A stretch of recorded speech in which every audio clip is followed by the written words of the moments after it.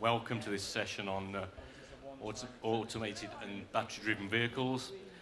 The West Midlands, as many of you know, is a world leader with a global reputation and background in advanced automotive research and engineering. We're the home of 16 of the world's top 20 automotive suppliers. We are the centre of automotive innovation, supported by a number of world's leading manufacturers and facilities. 60% of the UK's automotive and R&D by value is carried out in the region, and this critical mass is unparalleled anywhere else in the UK.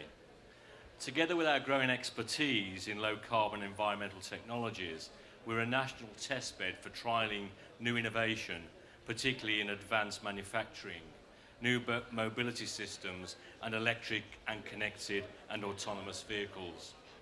Through Transport for West Midlands, part of the combined authority, we are utilising this expertise and integrating our transport systems for the future, underpinning our ambitions for economic growth and harnessing development opportunity, as well as supporting the quality of our environment.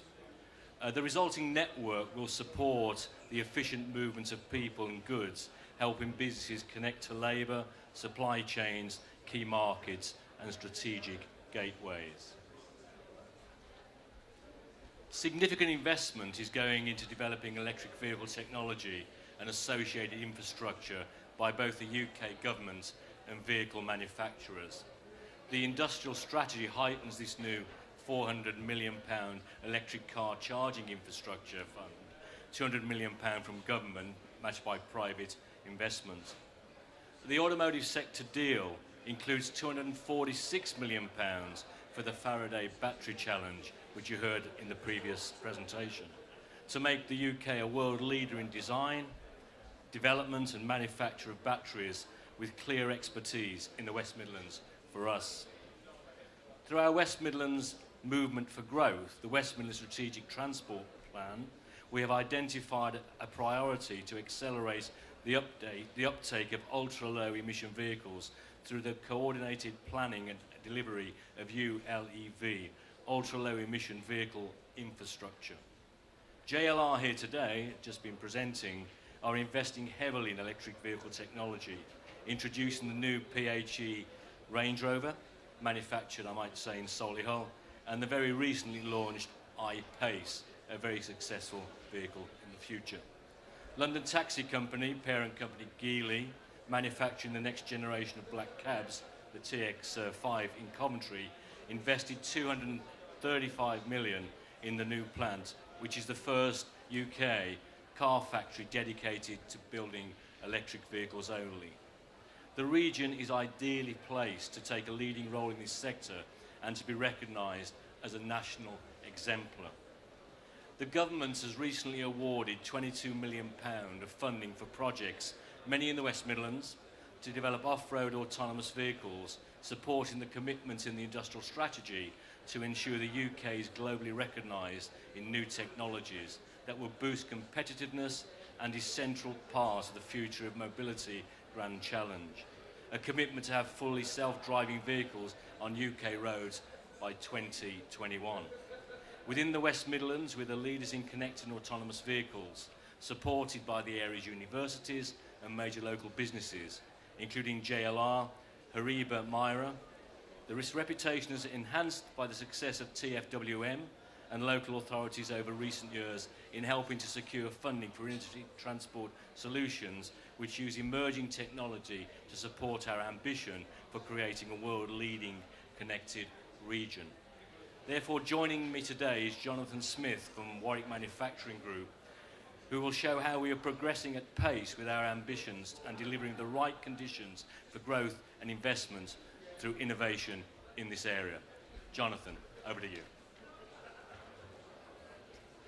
Thank you, Councillor Slade. So I was going to talk to you a little bit about WMG and our philosophy, but I think the last panel did quite a good job of talking about WMG for me. WMG is a department within the University of Warwick, but we have a unique philosophy in the way that we approach our research. All of our research, 90%, even more than that, has an industrial partner, And so what we're trying to do with our research is ensure that there's a real-world need and a real-world application at the end of it. And that's about trying to pull academics more into the industrial space and get them to think about the real-world application, and also trying to pull industry into the innovation space and trying to get them think a little bit more about longer-term investments and longer-term innovation. So we're a large organisation of about 600 people, and we have a diverse number of capabilities from areas such as cybersecurity, visualization, and digital health. But really our core work is in the automotive space.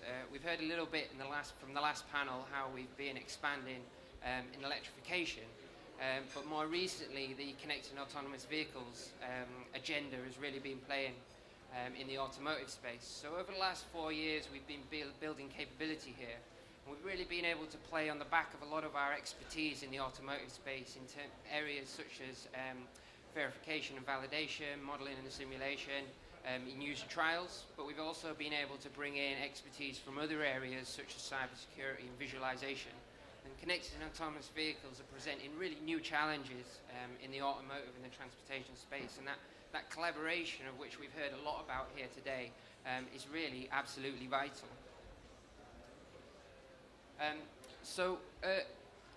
In the connected and autonomous vehicle space, we're trying to sort of accelerate the development of the technology with our industrial partners. And what we're talking there about is about creating a testbed environment. And this is a core part of the UK's government sort of investment strategy, which is to create an enabling environment for connected and autonomous vehicles. Now, at one end, that testbed looks like a full digital, virtual environment in which you can develop the technology. And then at the other end, it's about deploying the technology into the real world, and that's much more about proving out the business models and proving out the interactions of the technology with real people and real environments and real problems. So we've been working in the sort of semi-digital space, which is there's a picture of our simulator here, which has obviously a real vehicle, but that real vehicle is then embedded within the simulated and digital environment, and it's about building all of the connected autonomous vehicle technology and signals, if you like, that vehicle's receiving into the environment. So about the connectivity, about the different technologies for sensors, and feeding that all into the autonomous control system. So last year the government released a funding round to try and create real-world testbed environments across the UK. And in our position as a sort of an innovator and a broker and bringing collaborators together, we saw an opportunity along with Transport for West Midlands to try and create a consortium and really create an ecosystem and a groundswell within the West Midlands to deploy one of these test beds. So we brought together a consortium of 8 partners, partners from the infrastructure sector, partners from the automotive engineering sector, and also academic partners. And we were lucky enough to get our bid accepted.